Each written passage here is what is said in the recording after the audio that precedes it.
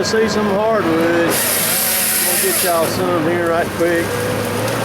That's a little white oak right there. It just flow right through those limbs.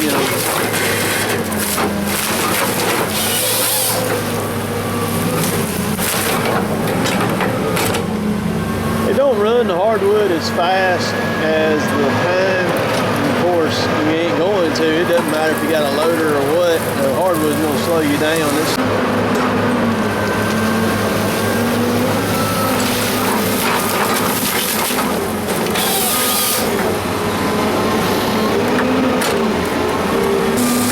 You see how the blow-by coming out of that engine right there is because the carbon's built up on those rings on the pistons. And they're sticking, and it's letting a lot of blow-by go by. Sucks about John Deere, man. I don't know why I'm not crazy about that.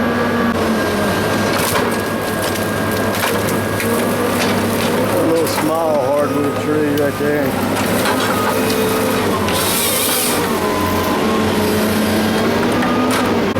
Alright, he's got a big one here he's fixing to grab. I think Derek has already knocked the top out of this one for him. That tree's pretty good size. It's probably 27, 28 inches on the butt. Yeah, Derek's already knocked the top out of that one. What he'll do on those big ones like that, he'll spin it around. He's gonna get that limb out right there.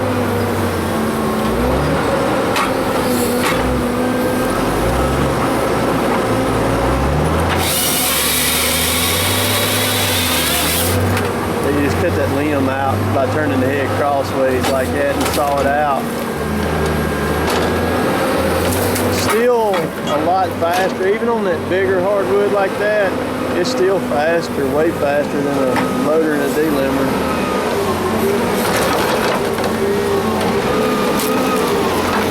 Some of that stuff like that Derek can get to the top side of it before it gets up here. Sometimes it won't, but if you don't, that's how Kevin works it. It's like that right there.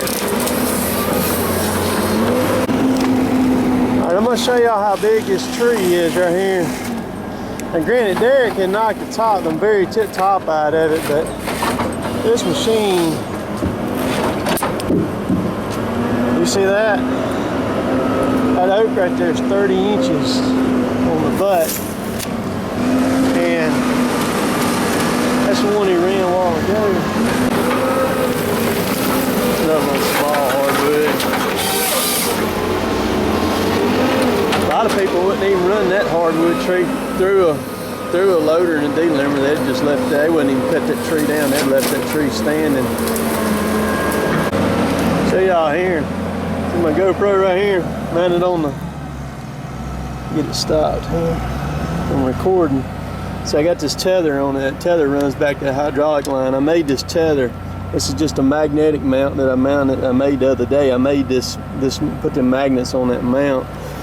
But you can see, I just put it on there that way in case he does happen to hit it or something, it'll, that tether will hold it. The magnets are strong on that thing. I'll get some more film in a minute of him running the hardwood, but y'all, kind of hard because the hardwood comes up here kind of sporadically. It don't come up here consistently.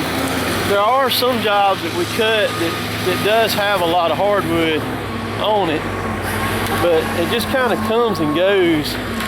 We'll get in more of it when we get around the SMZs. We'll get in more of it when we get around the SMZs, and because that's where it mostly grows. But I'll walk across this hardwood pile here and show you what he's processed up. But like I said, it's hard for me to video that because they don't come up here consistently or anything. But you can see all this big old hickory. Derek saw this limb out of it for him when he cut it down. But you can see this hickory right here. See the marks on it from the drive wheels. See, it just goes right through. That big old limb right there. All the way up through there. But it'll run that hardwood. I don't know why people doubt it so much about running the hardwood. See, here's another big white oak right here. See, that's 23 inches on the butt right there by my thumb. This is that hickory. It's 24 inches on the butt.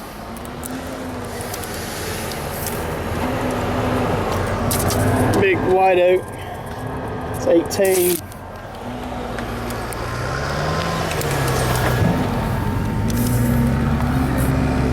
This is a piece he cut off. He cut the butt, that's 20. But look at here. So he run this thing. I'll show y'all. Like I said, it's hard for me to film outside of my loader because I'm setting all this stuff up. I'm gonna put this tape on this knot right here where you can see how big of a slice that is. All right, the tape's at the end of it right there. See, that's a foot. That's 12 inches. And it's still about another inch to the right of that. So 13 inches, man. There's my hand on that knot right there. Now you tell me, and see this one right here? Look how big that knot is. All right, you tell me there's a normal knot. That'd be something like a loader and a delimber would get right there. See my hand to cover that one. What do you think? That son gonna slice through a knot, man. And it's got the power too. And it ain't no stress on the, there's no stress on it like a loader and a delimber. See, there's a big one right there. My hand covering it. See, but you got that, and that's in the whirl knot. See, it got two of them. There's probably one on the other side over there too. But that thing will go through that hardwood, even that crooked, really crooked hardwood, like that hickory right there. It'll go through it. You just work your way through it.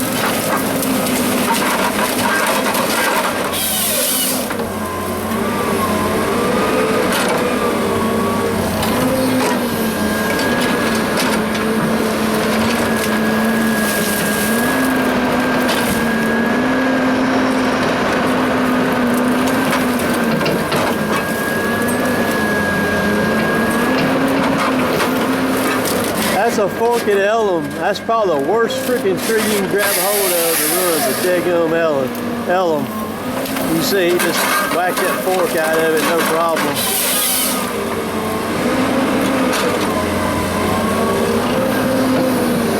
This should erase any doubt from the doubter's mind as to whether that thing will run hardwood or not. This is the other piece of that ellum. Look at it just blow right through those limbs. That head is so big and so powerful. I mean, it just blows right through that stuff. The old radio, that's old cherry tree, wild cherry tree. Crooked, so good.